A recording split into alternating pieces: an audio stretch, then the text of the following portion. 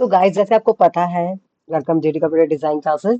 हम पहले भी माई के नोट्स बना चुके हैं, मैं आपको बता चुकी हूँ, लेकिन फिर भी मैं दोबारा बच्चों के लिए नोट्स बना रही हूँ, दोबारा से डिटेल में समझाने के लिए। ऑलरेडी माई की सीरीज मैंने बना के रखी हुई है, प्रैक्टिकल क्वेश्चन को करके दिखाया हुआ है, आप वहां से सीख सकते हैं। मैं एक बार दोबारा से गो थ्रू करके बच्चों को दोबारा से समझा रही हूँ, दोबारा से वीडियो बना रही हूँ, ताकि उनको थोड़े से डाउट जो है वो भी क्लियर हो जाए।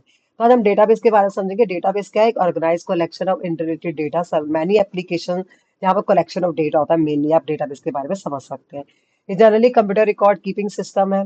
Database can not only store data but we can also change the data as per the requirement. ठीक है, यही एक चैनल है जहाँ लाइन टू लाइन आपको सिखाया जाता है, पर आप देखते ही नहीं हो, आप व्यूज नहीं लेके आ रहे हो, आप लाइक ही नहीं कर रहे हो, आप कमेंट ही नहीं कर रहे। तो मैं वीडियो इतनी मेहनत किसके लिए बना रही हूँ, आप बताइए।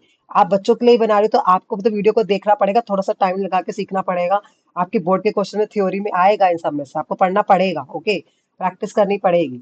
Okay, these database are generally managed by software DBMS, जिसे हम डेटाबेस मैनेजमेंट सिस्टम कहते हैं। डीबीएस एक तरह का सॉफ्टवेयर है जो स्टोर करता है, मैनिपुलेट करता है, मेंटेन करता है और यूटिलाइज करता है डेटाबेस को।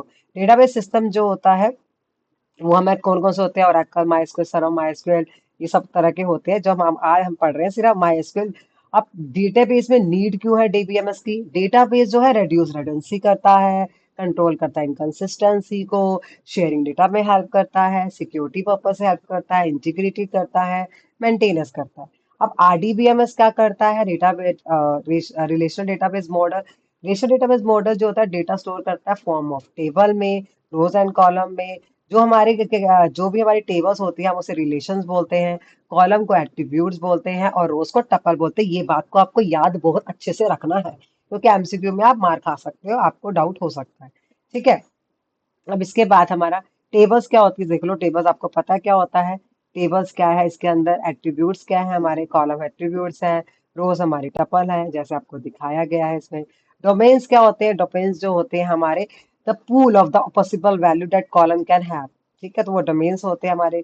डिग्रीज क्या होती है? Number of attributes, number of column को हम डिग्रीज बोलते हैं। कार्डिनैलिटी एंड रिलेशंस क्या होता है? Number of rows and tuple होते हैं। अब that is very important question, keys क्या? That is very very very very important question जो बोर्ड में आने के पूरे चांसेस है। अब की कौन कौन से तरह की होती है? प्राइमरी की होती है, कैंडिडेट की होती है, ऑल्टरनेट की होती है, फॉरेन की होती है। In a relation each record should be unique.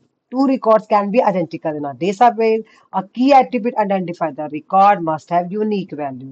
ठीक है, तो जो हमारी यहाँ पर जो कीज होती है, that is very important concept, paper का बड़ा ही इंपॉर्टेंट टॉपिक है। प्राइमरी की क्या होती है? पेपर में आती है, बार बार बता रही। यूनिक की होती है जो डुप्लीकेट नहीं होती और कभी भी उसमें नल वैल्यू नहीं होती। एग्जाम्पल आपका एम्प्लॉय आईडी हो गया, एडमिशन नंबर हो गया। Candidate key, all the attributes in a table which are capability to become a primary. जो प्राइमरी की बनने के लायक है वो हमारी क्या कैंडिडेट की हो सकते हैं। Example employee number, employee name जो है, ठीक है, वो प्राइमरी की बनने के लायक है। ऑल्टरनेट की जो प्राइमरी की के अलावा बची हुई जितनी भी कीज है वो ऑल्टरनेट की कहलाती है। लाइक हमारा एम्प्लॉय नंबर अगर प्राइमरी की है तो कैंडिडेट की ई नेम है तो इज द ऑल्टरनेट की। पता आपकी जो कैंडिडेट की है वो भी एक ऑल्टरनेट की का रोल प्ले करती है। फॉरेन की क्या होती है? बड़े ध्यान से समझे बच्चे, यहाँ बहुत कंफ्यूज होते हैं। अब foreign key is a non key attribute whose value are derive from the primary key of another table.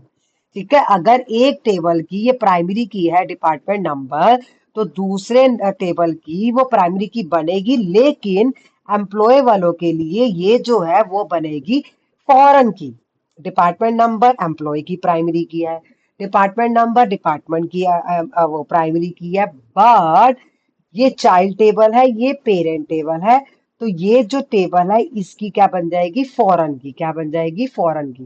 जैसे हम बाहर चले जाते हैं ना फॉरेन में पढ़ने के लिए। From the above table definition, we can observe that department number column of employee table is deriving its value from department number of department table.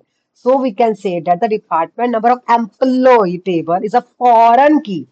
That is a foreign की। जो चाइल्ड है उसकी जो department number है foreign की है। किसकी? जो डिपार्टमेंट नंबर है जो डिपार्टमेंट की उसकी, क्योंकि डिपार्टमेंट नंबर जो डिपार्टमेंट का है वो प्राइमरी की है। समझ में आ गई? यही लिखा हुआ है, क्लियर क्लियर टॉपिक। ठीक है, तो आपको यहाँ तक समझ में आ गया। नेक्स्ट वीडियो में मैं आपको कमांड्स के बारे में डिटेल को बताऊंगी।